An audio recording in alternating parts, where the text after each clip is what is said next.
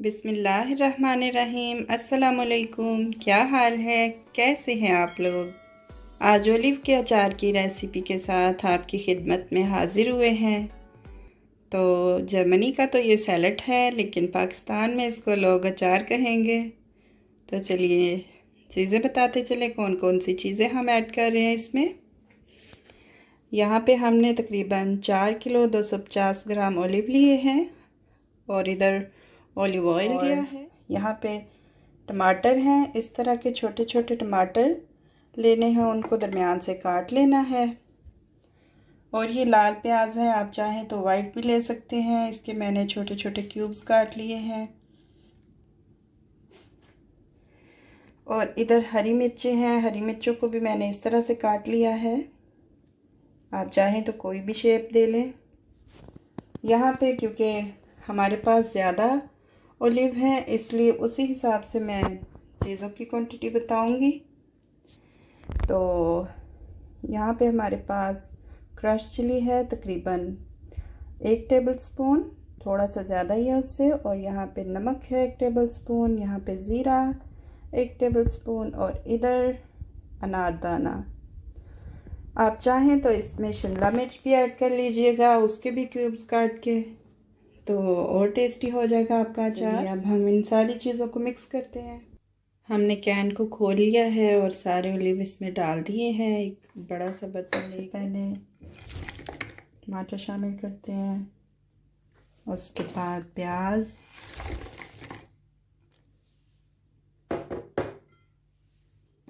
साथ ही हरी मिर्चें और बाकी ये सारे मसाले जो हमने रखे थे।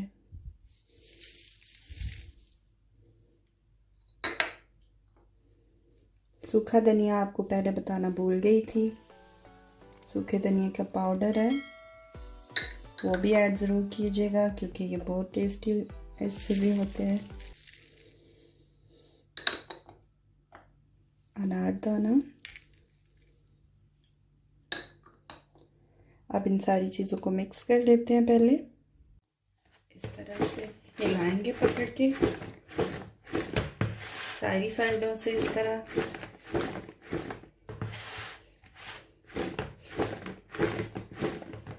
नमक 1 टेबलस्पून इसीलिए डाला गया इसमें क्योंकि इसमें नमक पहले ही होता है। तो सारे मसाले इसमें मिक्स हो चुके हैं। अब हम इसमें ऑयल शामिल करते हैं। ओलिव का ही इसमें हम ऑयल शामिल करेंगे।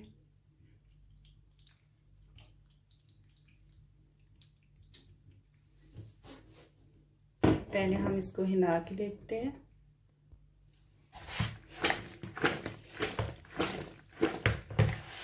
अभी क्योंकि कुछ खुश्क है ओलिव, इसलिए और शामिल करेंगे,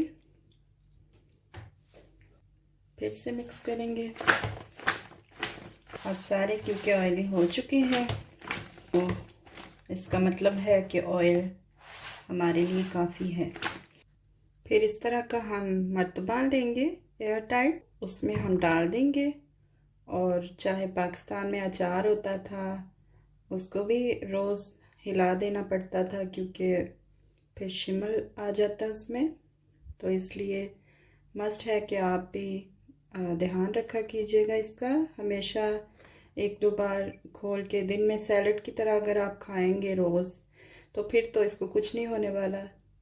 भूल जाएंगे रख के तो फिर तो ये ख़राब हो जाएगा जी। तो ये रहा हमारा ओलिव का अचार या सैलड, कुछ भी बोल लें। आप देख सकते हैं इसमें बिल्कुल ऑयल नहीं है। ऑयल आपने उतना ही शामिल करना है जितने में थोड़े से ये ऑयली नज़र आए।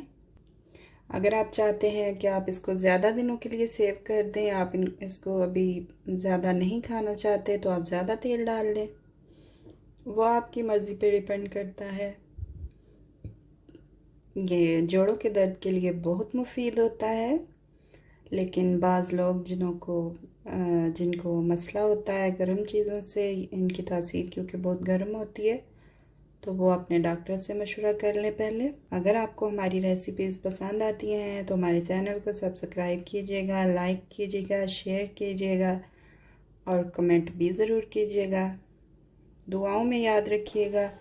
अल्लाह ताला हम सबको अपने हिफ्ज़ व अमान में रखे और इस कोरोना वायरस जैसी वबा से हम सबको बचाए। अब हमें इजाज़त दीजिए। खुदा निगहदार।